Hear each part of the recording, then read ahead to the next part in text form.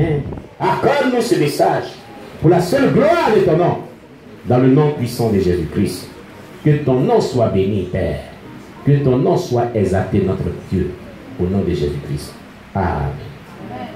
Nous ouvrons nos Bibles dans le livre de Juges. Juges chapitre 10. Juges chapitre 10. Alléluia. Verset 18. Verset 6 à 18 d'abord. Alléluia. Et nous verrons la suite encore davantage. Amen. Gloire à Jésus-Christ. Est-ce que vous êtes à la page? Juges chapitre 10, verset 6 à 18. Et nous verrons encore par la suite le verset 1 à 11, ainsi de suite. Car Dieu veut parler vraiment au travers de la biographie de cet homme, de ce personnage biblique qui est dans la Bible, et de ce peuple de Dieu. Vas-y, fais-nous la lecture, serviteur de Dieu, Ézéchiel.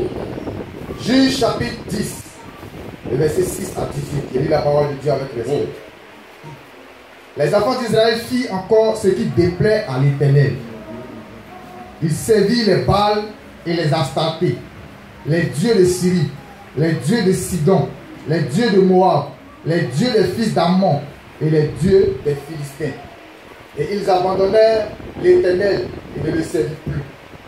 La colère de l'Éternel s'enflamma contre Israël et il les vendit entre les mains des Philistins et entre les mains des fils d'Ammon. Ils opprimèrent et écrasèrent les enfants d'Israël cette année-là. Et pendant 18 ans, tous les enfants d'Israël qui étaient de l'autre côté du Jourdain, dans le pays des Amoréens, en Galaad, les fils d'Ammon passaient le Jourdain pour combattre aussi contre Juda, contre Benjamin et contre la maison d'Ephraïm. Et Israël fut dans une grande détresse. Les enfants d'Israël crièrent à l'Éternel en disant: nous avons péché contre toi, car nous avons abandonné notre Dieu et nous avons servi les Baals. L'Éternel dit aux enfants d'Israël: ne vous ai-je pas délivré des Égyptiens, des Amoréens, des fils d'Ammon et des Philistins? Et lorsque les Sidoniens, Amalek et Maon vous opprimèrent et que vous criâtes à moi, ne vous ai-je pas délivré de leurs mains? Mais vous m'avez abandonné et vous avez servi d'autres dieux. C'est pourquoi je ne vous délivrerai plus. Allez, invoquez les dieux que vous avez choisis, qu'ils vous délivrent au temps de vos détresses. Les enfants d'Israël dirent à l'Éternel: nous avons péché, traite-nous comme il te plaira, seulement donne-nous délivrer aujourd'hui. Et ils ôtèrent les dieux étrangers du milieu d'eux et servirent l'Éternel, qui fut touché des maux d'Israël. Les fils d'Ammon se rassemblèrent et campèrent en Galaad. Et les enfants d'Israël se rassemblèrent et campèrent à Mitzpah. Au verset 18, le peuple, les chefs de Galaad, se dit l'un à l'autre: quel est l'homme qui commencera l'attaque contre les fils d'Ammon? Il sera chef de tous les habitants de Galaad. Parole du Seigneur. Continue avec le chapitre 11, verset 1 à 11. Chapitre 11, verset 1 à 11. Oui. Juge chapitre 11, à partir du verset 1er au verset 11. Jephthé, le Galadite, était un vaillant héros. Il était fils d'une femme prostituée. Et c'est Galad qui l'avait engendré. Jephthé, qui avait engendré Jephthé. La femme de Galad lui enfanta des fils, qui devenirent grands. Chassèrent Jephthé et lui dit: tu n'hériteras pas dans la maison de notre père, car tu es fils d'une autre femme. Et Jephthé s'enfuit loin de ses frères, et il habita dans le pays de Tob. Des gens de rien se rassemblaient auprès de Jephthé, et ils faisaient avec lui des excursions. Quelque temps après, les fils d'Ammon firent la guerre à Israël. Et comme les fils d'Ammon faisaient la guerre à Israël, les anciens de Galad allaient chercher Jephthé au pays de Tob. Il dit à Jephthé: viens, tu seras notre chef, et nous combattrons les fils d'Ammon. Jephthé répondit aux anciens de Galad: n'avez-vous pas eu de la haine pour moi? Et ne m'avez-vous pas chassé de la maison de mon père? Pourquoi venez-vous à moi maintenant que vous êtes dans la détresse, les anciens de Galate disent à Jephthé, nous revenons à toi maintenant, afin que tu marches avec nous, que tu combattes les fils d'Ammon et que tu sois notre chef, celui de tous les habitants de Galate. Jephthé répondit aux anciens de Galate, si vous me ramenez pour combattre les fils d'Ammon et que l'Éternel est livre devant moi, je serai votre chef. Les anciens de Galate disent à Jephthé que l'Éternel nous entende et qu'il juge si nous ne faisons pas ce que tu dis. Au verset 11, Jephthé partit avec les anciens de Galate, le peuple le mit à la tête et l'établit comme chef. Et Jephthé répéta devant l'Éternel à Mitzpah toutes les paroles qu'ils avaient prononcées. Amen. Alléluia. Amen. Que le Seigneur vous bénisse. Et cette histoire qui est relatée dans la Bible, le Seigneur veut prendre appui sur cette histoire de te parler ce matin. Amen. Il faut vraiment te disposer à écouter ce que le Seigneur a de mieux à te faire comprendre ce matin dans sa parole. Gloire à Jésus-Christ. Amen. Nous trouvons pas mal de chrétiens qui traversent beaucoup de difficultés. Des chrétiens qui aspirent à la résolution d'un problème quelconque dans leur vie. Et certaines personnes soupirent après que Dieu puisse intervenir en faveur pour eux. Des personnes qui veulent vraiment la guérison, des personnes qui veulent la délivrance, des personnes qui veulent le déblocage, des personnes qui veulent que leur vie soit normalisée et aidée de nouveau pour rentrer au ciel, des personnes qui veulent vraiment de l'enfantement, des personnes qui cherchent un miracle quelconque avec Dieu. Mais le plus grand des miracles, c'est le salut de ton âme. Alléluia. Donc il y a des personnes qui sont aussi en quête du salut de leur âme, parce qu'elles ne sont pas nées de nouveau, et elles veulent vraiment naître de nouveau. Elles veulent vraiment vivre la sainteté comme Dieu le veut. Alléluia. Ce que tu dois savoir ce matin, c'est que Jésus me donne un message vraiment qui est intitulé « Que faire pour venir à bout d'une situation jugée impossible ?» Que faire pour venir à bout d'une situation jugée impossible au travers de ce texte. Amen. Que faire pour venir à bout d'une situation jugée impossible? Gloire à Jésus-Christ. Certainement, tu te dis que tu as prié, tu as jeûné, tu as espéré, tu as activé ta foi, tu as fait ce que tu pouvais, mais jusque-là, après le contraire, tu es dans l'attente de ce que Dieu puisse intervenir favorablement dans ta vie, compte tenu de la situation que tu traverses. Amen. Amen. Laisse-moi te dire que la Bible a la résolution de toute problématique dans nos vies. Elle est la parole de Dieu infaillible. Elle est la parole de Dieu véritable qui nous accorde ce dont nos cœurs aspirent. Alléluia. Amen. Et ce matin, le Seigneur veut parler à ton cœur. Il est dit dans ce texte biblique que Israël a fait encore ce qui ne plaisait pas à Dieu. Encore qu'ils ont mis là, c'est qu'ils avaient l'habitude de désobéir à Dieu. Alléluia. Amen. Puis, et les enfants d'Israël firent encore ce qui déplaît à l'Éternel. Ils ont fait encore ce qui déplaît à l'Éternel.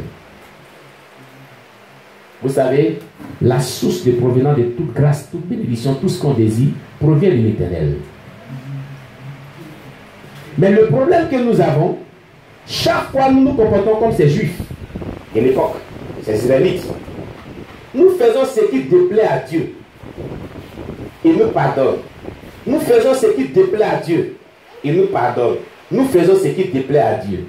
C'est la même chose qui s'est produite ici. Il fit encore. Le encore veut dire, c'est de manière répétitive que ce peuple-là se comportait ainsi. Amen. Retiens qu'il ne faudrait pas faire encore et encore et encore ce que n'aime pas Dieu. Si tu veux vraiment que le Seigneur t'apporte ce que ton cœur désire. Si tu veux vraiment obtenir ce dont ton cœur aspire, ne fais pas ce qui déplaît Dieu. Fais au contraire ce qui lui plaît. Mais si tu fais ce qui ne plaît pas Dieu, comment est-ce qu'il sera heureux pour t'accorder ce que tu lui demandes? Nous-mêmes, dans l'usage des humains, lorsque nous faisons ce qui déplaît à nos parents ou bien à une personne à qui nous demandons quelque chose, il n'est pas content, est-ce qu'il va nous donner cela? Il te dira que je ne suis pas hypocrite, je ne suis pas content de toi, je ne te donne pas ce que tu demandes. Amen. Et ça c'est clair. Et ce n'est pas Dieu qui va jouer à l'hypocrisie. Dieu n'est jamais hypocrite. Dieu est véridique, il est honnête, il est juste, il est bon. Alléluia. Amen. Donc si tu fais ce qui déplaît à Dieu, attends-toi de ne pas recevoir de Dieu quoi que ce soit. Je ne sais pas si quelqu'un me comprend très bien. Amen. Bien au contraire, il va falloir faire ce qui plaît à Dieu. Il va falloir obéir à Dieu. Il va falloir faire ce qui peut réjouir le cœur de Dieu pour déclencher sa grâce sur ta vie. Plusieurs personnes qui sont chrétiennes n'ont pas encore compris ce principe de vie biblique. C'est là se trouve vraiment le nœud de leur situation qui perdure, le nœud de leurs problèmes qui perdure. Lorsqu'elles auront compris qu'il faut faire ce qui plaît à Dieu afin qu'ils soient heureux pour déclencher des grâces de vie, elles sortiront de leur situation au nom de Jésus. Amen. Quand tu es là, pose-toi la question, qu'est-ce que je dois faire pour réjouir le cœur de Dieu? À tout moment, pendant que tu es là, demande-toi, qu'est-ce que je dois faire pour réjouir le cœur de Dieu? Et épargne-moi de pouvoir faire ce qui peut vraiment, oh mon Dieu, te plaire. Mais amène-moi à faire que ce qui peut te plaire, afin que tu sois dans la joie, que tu puisses m'accorder ce dont mon cœur désire. C'est comme cela que devait réfléchir chaque instant un enfant de Dieu. C'est comme cela que devait vraiment avoir vraiment des pensées qui peuvent vraiment accorder les grâces, les bénédictions, le bonheur, la victoire, la protection divine à chaque personne. Je ne sais pas si quelqu'un me comprend bien. Je ne sais pas si quelqu'un me comprend bien. La Bible déclare qu'ils ont fait ce qui déplaît Dieu. Et qu'est-ce qui leur est arrivé? Qu'est-ce qu'ils ont fait qui déplaisait Dieu? Ils servirent les Baals et les Astartés. Les dieux de Syrie, les dieux de Sidon, les dieux de Moab, les dieux des fils d'Ammon et les dieux des Philistins. Et ils abandonnaient l'Éternel et ne le servaient plus. Ils ont abandonné l'Éternel. Ils ont abandonné l'Éternel, ils ne l'ont plus servi. Mais en lieu place de pouvoir servir l'Éternel, ils ont servi des dieux Baal, des Astartés. Le problème est que c'est l'abandon de l'Éternel. Et de pouvoir servir, attribuer la gloire à un autre Dieu. C'est ça le problème. Pour nous aujourd'hui, nous allons comprendre certaines choses très importantes. Bien aimé. La première des choses que tu dois comprendre, si Israël a reconnu, disons, avoir abandonné Dieu pour servir les Baals, ils ont reconnu cela. Alléluia. Ils ont reconnu cela. En quoi ils ont reconnu cela? Dans le verset 15. Relis-nous le verset 15. Les Juges chapitre 10. Juges chapitre 10, le verset 15. Les enfants d'Israël disent à l'Éternel, nous avons péché. Nous avons péché. Traite-nous comme il te plaira. Traite-nous comme il te plaira.